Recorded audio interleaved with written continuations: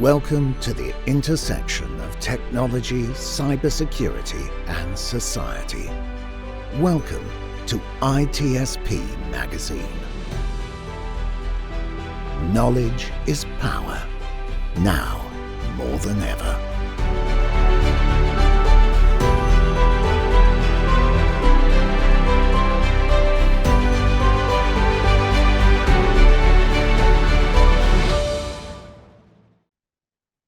Hello, everyone. My name is Chloé Messdaghi, and I'm your host today for the Secure Your Strategy podcast with ITSP Magazine. And today I have the wonderful guest, Rebecca. Rebecca, say hello and tell us a little bit about yourself. Oh, thank you. I'm Dr. Rebecca Wynn, Global Strategist, as well as CISO. You can catch me on LinkedIn if you want to go ahead and use my advisory services. I am the host of the Soulful CXO, where we speak about leadership, core principles, health, wellness, and resiliency. And I'm also the host of Threat Watch that you can catch monthly show through Bright Talk. Excellent. Okay. So Rebecca, today we're going to talk about basically toxic work environments. And let's just start off. One thing I know what's happening right now is that CISOs, I think about half of CISOs at this time are thinking about leaving the industry completely. And this is due to like not being heard, not feeling protected, but also it's just not a great work environment. And also we have people in security that are, marginalized genders or, people of color that are dealing with some really horrible inclusion practices or feeling like they're not being heard when they're in the room. And so this is causing a lot of turn and churn at companies. What do you think is some ways of how to go about it in a way where we can reduce some of that toxicity that is existing in the work environment? Because, the shortage is real. We're losing people in this industry when we're trying to gain more people in this industry. Yeah, that's a great question. And you're right, there's about 85% of those people who are in technical roles, not only CISOs, but CTOs, CIOs are looking at leaving the industry right now, and at least 25% of CISOs have already left the industry. On CISOs in particular, I think one of the challenges is that we still don't quite fit in to operations correctly. Are we under engineering? Are we under technology? Should we report to general counsel? Should we report to the CEO? Who should we report to? And I'm not talking about Fortune 100, 500 companies. I'm talking about the big middle ground is where most of the work is happening right now. So startups, hypergrowth, the middle line companies. So part of it is how do we structure in there? And so what happens as a CISO, I know for me, at times I get into these companies who want me to work literally 24/7, 7 days a week. And they want me to wear so many hats that even if I can do 999 of the things and hit a home run on, they'll really go ahead and hammer on you that one point. And so that's putting constant stress at all points in time.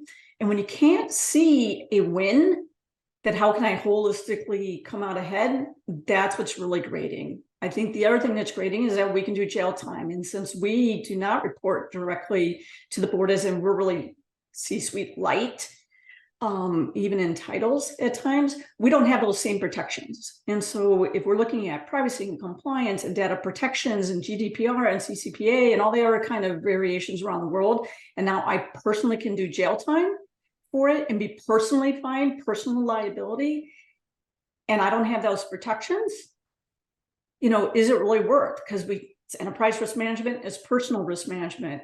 What's my return on efficiency and return on investment? I'm putting so much time in, but I have no protections in place.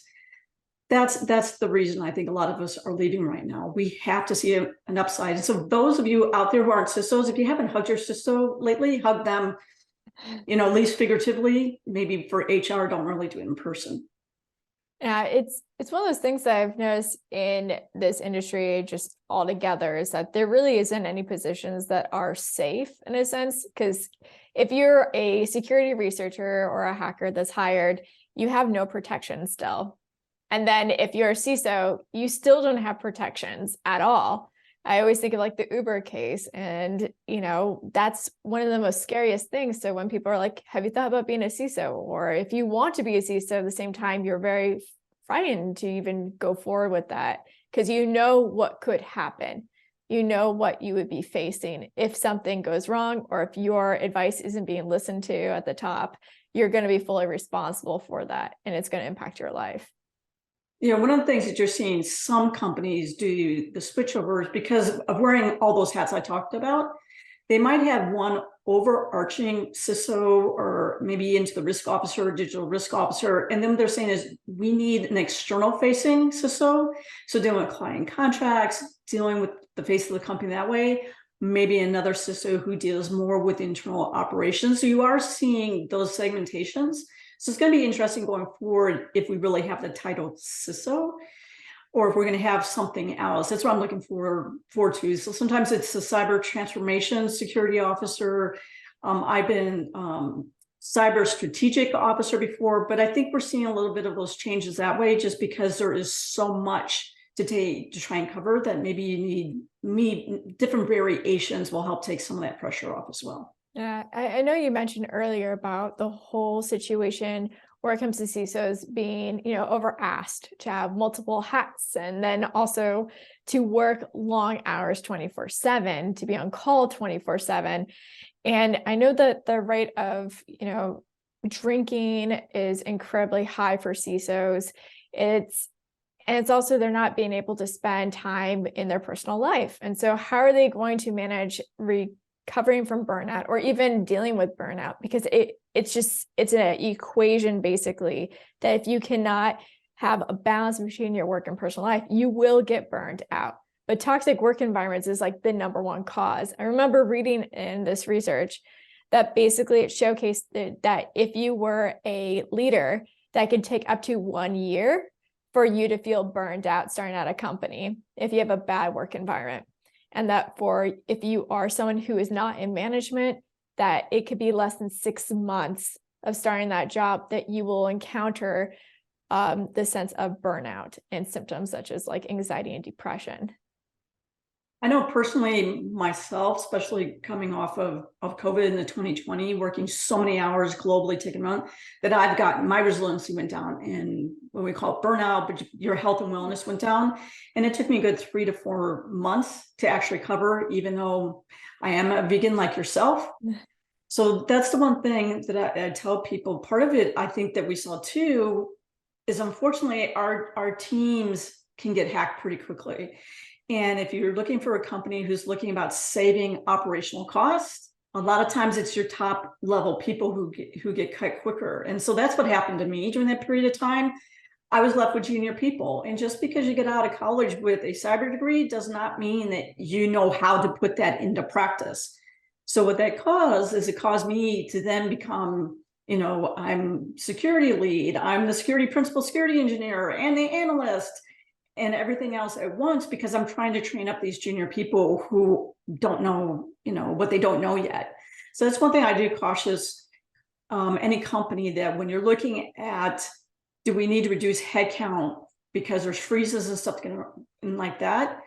Try to be very cautious that you're not going ahead and you're not handicapping their CISO by making your CISO do 5 roles and trying to keep junior people around. I tell people I'd rather have a smaller team of very seasoned people who are hands-on technologists who also can speak to the business and get them involved in the business, versus to have a lot of junior people, because who's going to have to train them and who's going to cover the work? It's the CISO. And that's the play that I see consistently. And I just got off with a company earlier before you and I talked, and I was just walking through the exact same problem. They had a CISO, they cut out the top level people who are very technologists because of freezes and stuff at the beginning of the year going into December. Now their CISO is totally burned out. And then how can I come in and try to alleviate some of that pressure for them? But guess what? Your CISO is already burned out. Once you are fully burned out, the only way to recover is that you literally have to be unplugged. So they won't let you go with FMLA or something like that. Then unfortunately you do have to walk away for 3 to 6 months, because if not, you're going to find yourself in the hospital. Yeah, I keep seeing this repeating situation where someone comes out saying, I'm overworked. This is too much. I need assistance here. I'm wearing 3 different hats, 5 different hats now, and I'm exhausted. And they'll just be like, okay, and not do anything about it. And then they're wondering why they're dealing with a CISO that isn't doing or performing as they were at the very beginning, how a security team is not performing as well that they were maybe about 6 months ago. And it becomes one of those things, like, I just find it's so obvious of what is going on. You're not investing in your people. And so if you're not investing in your people, then that's creating an environment where people don't feel supported. And then they're wondering, what am I doing here? And then that's when you're going to lose those individuals sometimes, or sometimes they're so exhausted, they're not even looking. They're so burned out, too anxious, too depressed to even like do a change because they're afraid.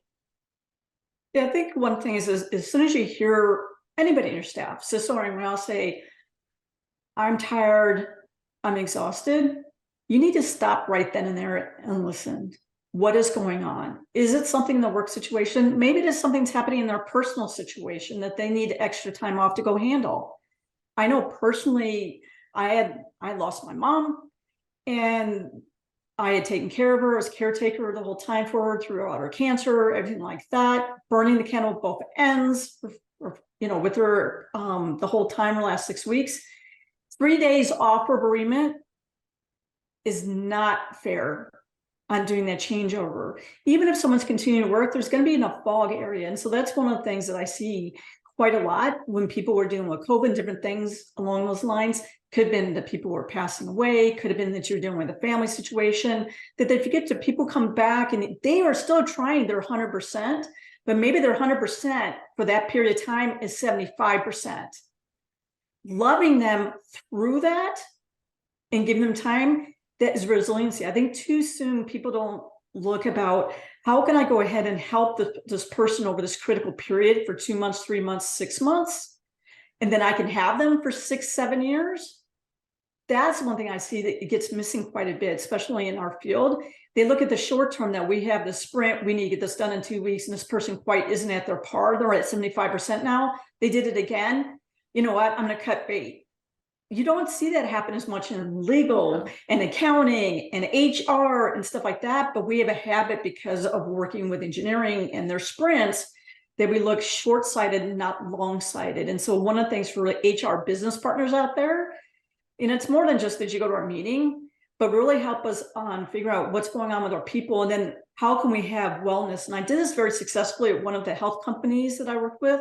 We actually, not only from employment engagement perspective, but I was able to go ahead and work with, we had an outside firm that we worked at for like FMLA and stuff like that. And for people, maybe they threw out their back or something like that, I was able to work with them to go ahead and get the employees, like, it's Tuesday, Wednesday, and Thursday that you have physical therapy from 2 to 4. Your physical therapist also says that you need the half hour before that, you need an hour and a half after that.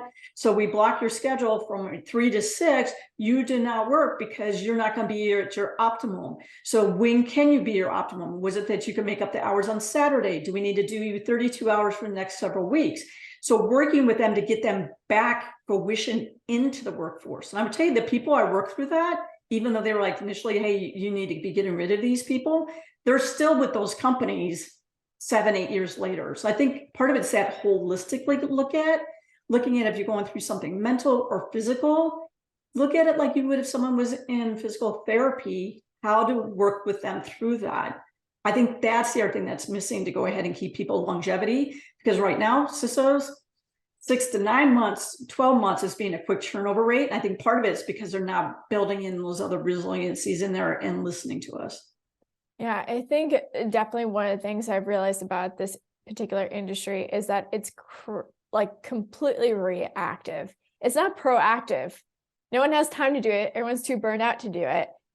Everyone's just reactive. And that's how it's been. And so you're going to feel more stressed. You're going to feel more anxious because you probably don't have incident response plans that are up to date. You also haven't done any practices for a while. You have so many tools. You don't even know how many tools you actually have. So when you have to remediate, guess what? It's going to be a long process. And I think one of the things that you mentioned about, having to take time or having the organization understand that, you have a personal life outside and that you want to stay there and remain there. but they also have to consider that that also means investing and giving time to people.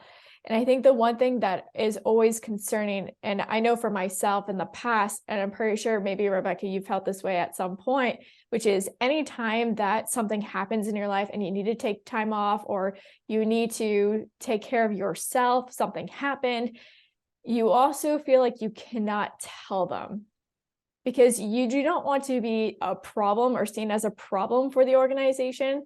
Because I know for myself, I think it has a lot to do with my gender. And so I think that plays a huge role, that I don't want them to think that they have to, tip the scales for me or give me extra anything, when in reality, I'm not getting extra anything. They wouldn't care as much if I was a guy that's like, hey, I have this going on, I need to take time off.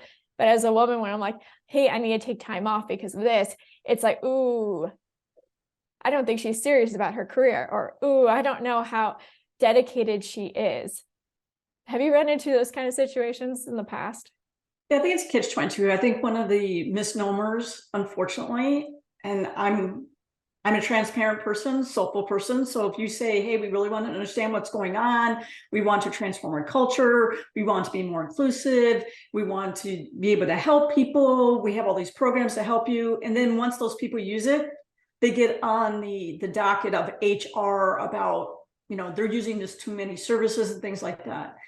That's one thing. If you're going to be transparent in a company and say that we have these services for you to use, and we want to be here to make it holistic so you can have a life, work balance, and all that kind of stuff, be honest that that's really what you're going to do, and don't use it against people. Instead, use it as an example of how we can have somebody work long term. That's the one thing that's why I hate that. I hate when companies say we're transparent and we're here for you and we have all these benefits. We're family. Behind the scenes, I see you use them against you, right? So I just tell companies, don't put it out there. And I also tell people who are looking for a job, really go ahead and pay attention to Glassdoor and things like that. I would tell you, people watch out for the 5 stars and stuff like that. A lot of times you see it from sales, marketing, and HR. Look at the other ones who say, I can really have a balance. I think one of the things in technology that especially being a CISO or chief technologist problem is that we don't have any off time. When we go ahead and, oh, you have personal time, what are we thinking about? We're thinking about all the stuff we remediate and stuff like that. And I have great lessons from Teresa Payton, first White House CIO. And one of the things that she said is she goes ahead and she can block out 5 minutes of time completely unplugged. And it does not mean that you listen to a podcast about how to be a better CISO or technologist and all that. Maybe you're listening to meditation music. Me, I play trombone, so I listen to cello drones, but literally take that time to completely unplug, even if they're for micro minutes. Because that's the one thing that people forget there. And I'm not saying that you don't have people who are finance or HR or other areas that can't think about their job, but technology, we have a habit of thinking it 24/7, even if we're not at work. And so we don't really unplug. So we have to force ourselves to take those minutes and to unplug from technology. And people are like, why would you do that? I'm like, if you're dealing with technology and you're watching TV, what are you thinking about? Right? When you're watching TV show and you're watching whatever, you're thinking about, you're like, well, how do they act? How do they come in here? That is always running through our brains at all point in time. So we have to take a little bit more ownership on thinking of those. Is it just reading a pleasure book?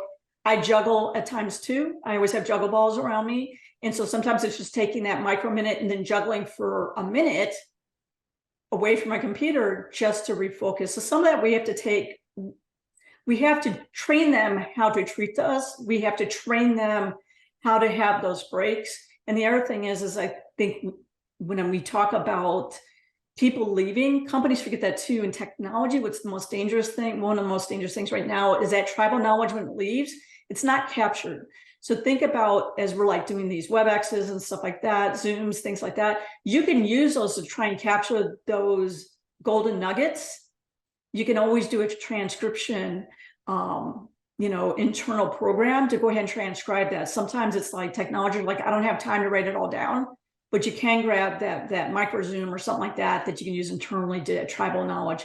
That also would not capture that tribal knowledge and those people leaving the company so quickly, put stress on the new people coming in, because you might have that incident the second minute that you've gotten there. And I've had that happen before, where literally I was called out of HR because the company I was becoming a CISO just literally had a major breach. And I didn't even get a chance to HR do my 20-minute welcome to the company. And I needed to go run it and immediately talk to key clients before they left the company.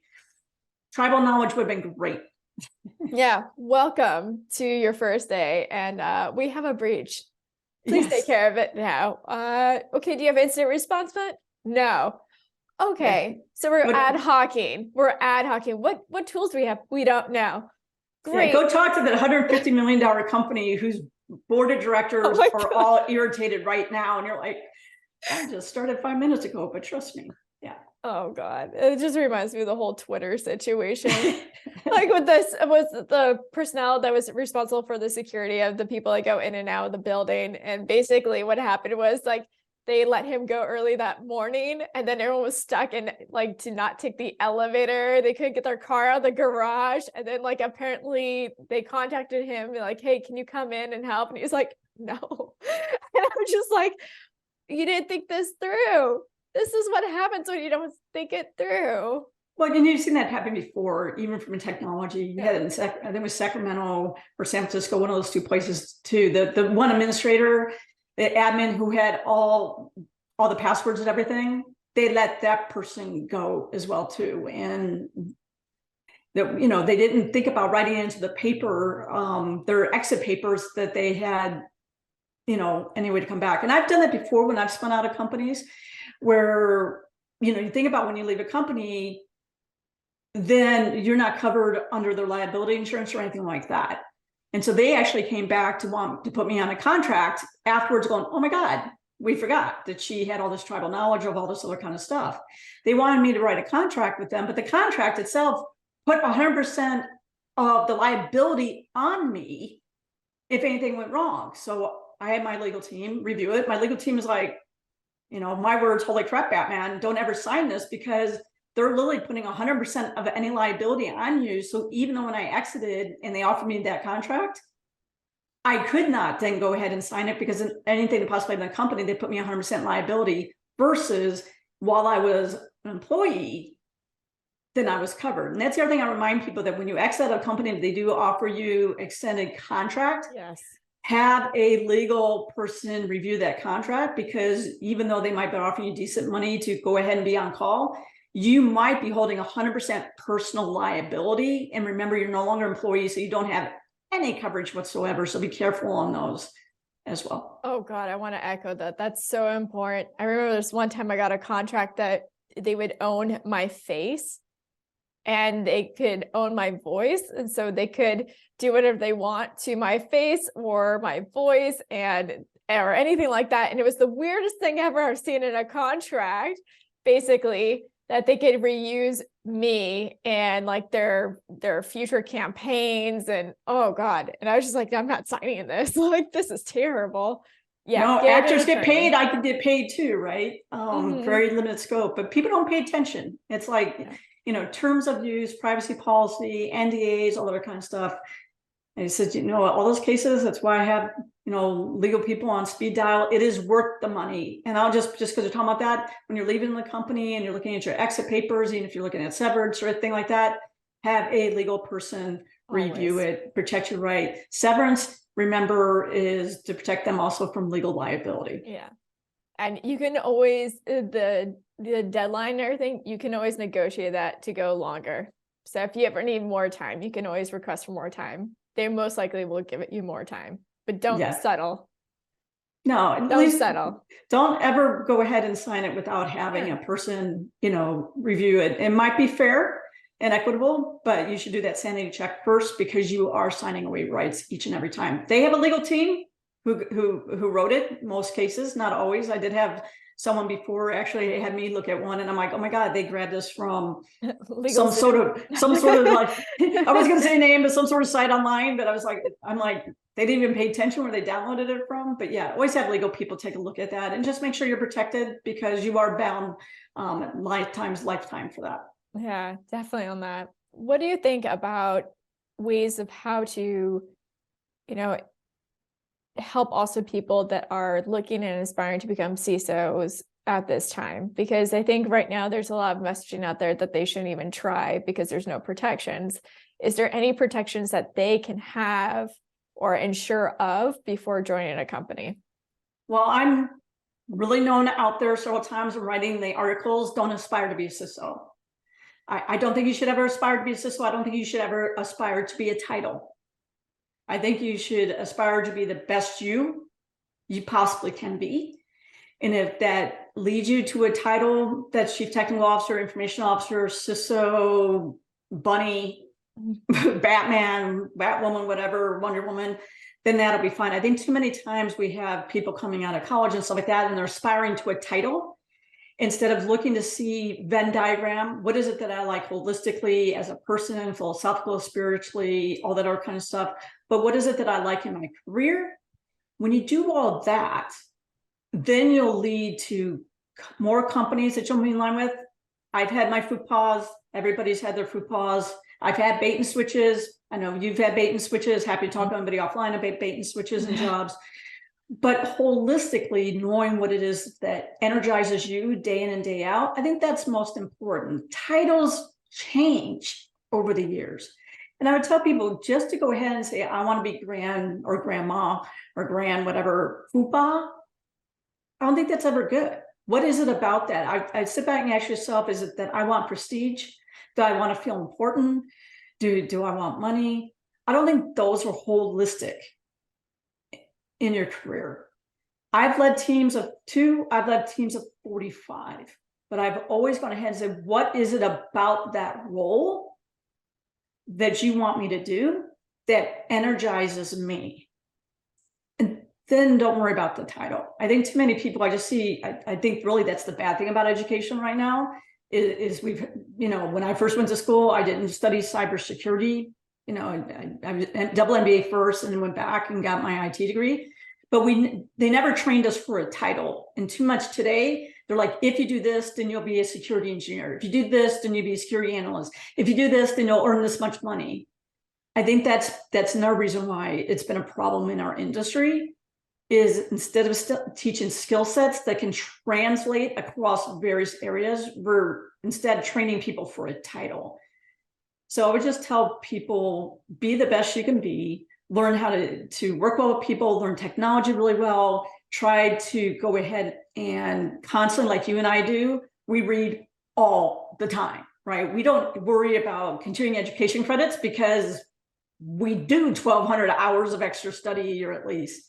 As long as you do that, you're going to be okay regardless of what the title is. But when you look for a position, instead, go ahead and look at the guts of the position and see if that guts of the position align with you. And you're going to be okay. There's positions, sometimes they're a director, sometimes they're senior director, sometimes they're VP, some executives. I've had director roles that paid me way more than a VP role. Don't worry about that. Get away from titles. Get more to what is at the core of what that position wants. And just know, especially in our field, those titles are going to keep changing. Yeah. So I know that probably didn't quite answer your question, but I tell people, don't aspire to be a CISO. Don't aspire to be a CTO. Don't aspire to be a CIO.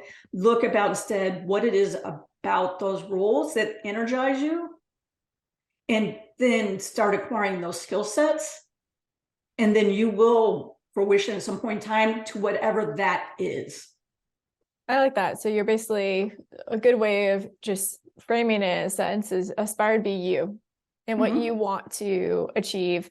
And the thing is, like, don't look at the titles, when you see the job posting, see if it's something resonates with you. If this is something you want to do, then go for it. But don't just go chasing the titles. Because I think in the point you made earlier, which is like, you can be a director and you get paid more than like a CISO or a VP. That is absolutely true on that front. And what do you think how do you think people should notice certain red flags? So say, for example, you join a company and, you thought this was the perfect position for you. What are some of the red flags that you seem to find to really showcase that, hey, you may want to just keep one foot in, one foot out at this time? Consistently in my career, when I didn't trust my internal gut during the interview process, it's always come back to burn me. When you are interviewing with the company, remember you are interviewing them. and really listen to your gut. Your gut goes, you're right. I've yet to see that that's not happening. When you go ahead and you say, well, I kind of didn't trust my gut, I went with it, and then like day one, my onboarding was horrendous. My first meetings horrendous. I had a company one time. They didn't introduce me to the company for 6 weeks. Okay, that was like my 20th red flag. Oh my God. Okay. You know, it's like kind of like when I tell people, it's almost like a date, right? You go on that first date and you're like, how many times is that second date? You're like, oh, my first date was totally wrong. Not in my lifetime. That first date that you're like, oh my God, I really should have just done the 5-minute Starbucks coffee, which is what I always do because, you know, you can leave very quickly. But I've yet to find that internal gut was not right. The other thing is too, the old average, you know, it seemed too be good to be true. I think it is too true. When people say, hey, we know that we have had a very toxic culture, and we know we had 35 or 55% churn rate, and we know that people are making all these complaints, but we want to start with you and turn the tide. I've yet to see that be the truth. I'm like, maybe you should circle back in 18 months, that they've had 18 months to start to try and turn that tide. Because especially if you are a transformer like you and I are, if you are naturally a transformer and they bring you into the company and technology to now be like the first people to start the transformation, you know, you might have 1,000 people immediately against you. Yeah. You know, maybe you should be more like the 20th person that they bring in on the transformation team. You know, I've learned from hard examples that way. If not, if you're going to do that, I'd rather go in as a consultant. Let me go and consult and let me do the evaluation, what we really need, and do that way versus coming in as being like, hey, we need the first thing. And obviously the other thing about startups, hypergrowth, is be very careful. They hire, you know, ahead of the curve. And then, but they're a lot of times they keep changing every nanosecond. So you get there and then you find out that everything they said that what you're supposed to be doing and going to do, they're not even there yet. So do all this other stuff instead, get there. That's an example real quickly. And I would tell you that enough of us have been through it that I'll tell you me personally, if you ever interview with me, be transparent that way and I'll never hold it against you. I will hold you not being honest with me against you, but now if you're saying, hey, I went to work for this company and as soon as I got there, you know, the bill of goods that I was told was not there and I'm being true to myself, my authentic self, and I needed to spin out, wish them well, but it was not the job, not the role, not the company that, you know, I thought it was. We're on, you know, 2 different playing fields. Be true to your authentic self and you're going to be okay. Yeah. And you also want to think of if the environment isn't healthy, chances are it probably won't grow. Yeah. Toxicity is toxicity. Yeah. And you're going to have more breaches too. Hands down, you will have more. You won't even see any security plans in place. Or if you do have an incident response plan, you find it's from like 2009 and you're in 2023. Like that does happen in environments such as what you were describing earlier.